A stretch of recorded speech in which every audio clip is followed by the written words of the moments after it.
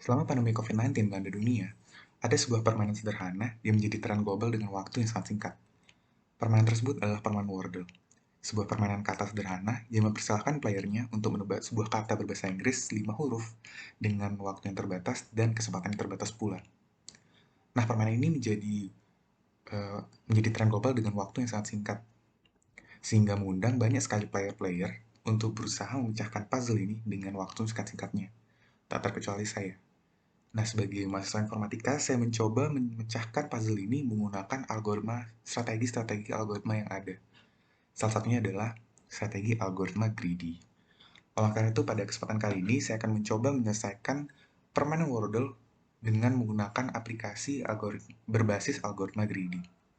Sebelum itu, izinkan saya perkenalan diri terlebih dahulu. Perkenalkan, nama saya Relax Narodino, NIM 1352088 dari K1. Nah, sebelum itu mari kita kenalan dulu nih sama permainan Wordle.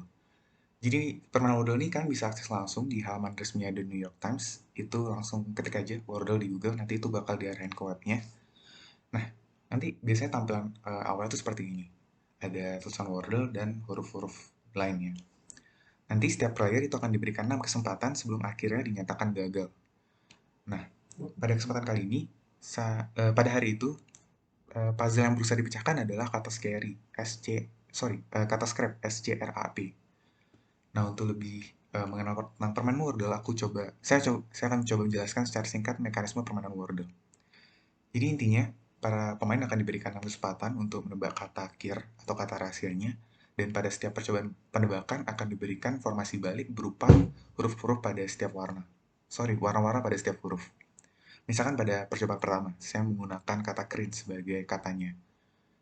Huruf C, R, dan A itu memiliki warna kuning, yang berarti huruf C, R, dan A itu merupakan kata atau huruf yang sudah tepat, tetapi posisinya yang masih belum tepat.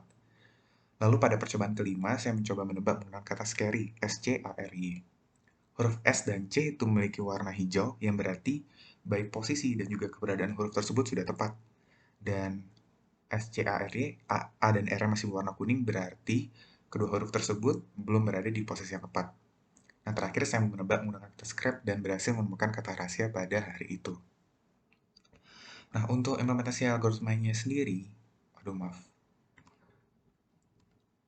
untuk implementasi algoritma greedy-nya sendiri, itu pada intinya adalah bagaimana caranya algoritma greedy yang kita buat itu bisa mengeliminasi segala jenis kemungkinan kata yang ada. Nah, pada permainan Wordle kan kita hanya diberikan informasi berupa warna huruf. Ada yang warna hijau, ada yang warna kuning, ada yang warna abu. Nah, dari sekian kombinasi warna yang ada, kita akan bisa mencari kemungkinan kata yang mungkin menjadi kata rahasia pada hari itu. Misalkan kata-kata tersebut adalah kata 1 sampai kata 6. Nah, dari keenam kata ini, kita akan implementasikan algoritma greedy sehingga didapat salah satu kata yang sekiranya menjadi kata rahasia.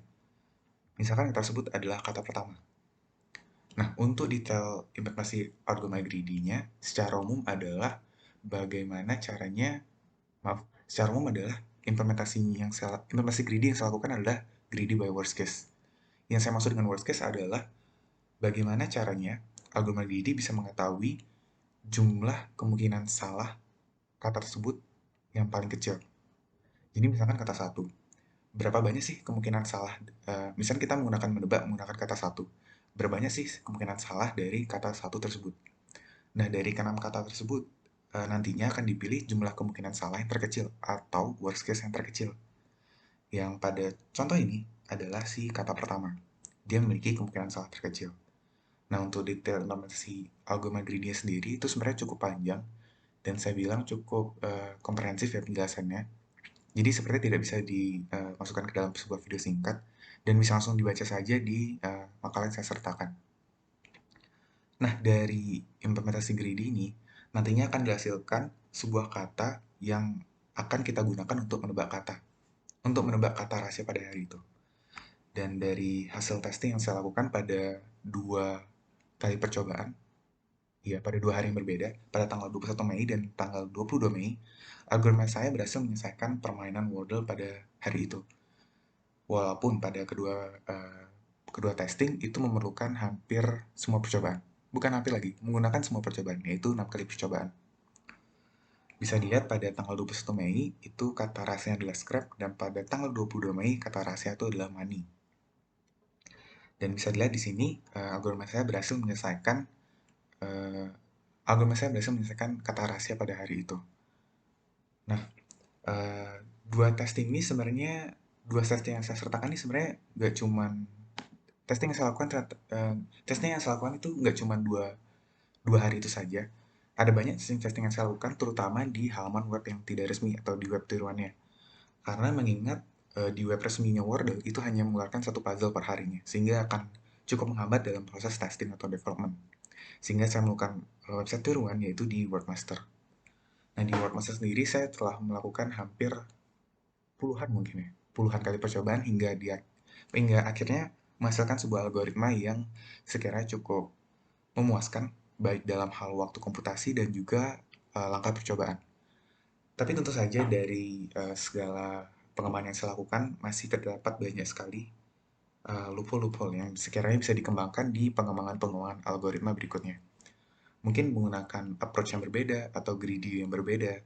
Karena pada kasus ini saja itu ada pada eh, pada pada algoritma yang saya kembangkan saja itu tidak hanya greedy by worst case, tapi saya juga sempat mencoba menggunakan greedy by average case, yaitu berapa sih rata-rata kemungkinan salah yang dihasilkan oleh sebuah kata.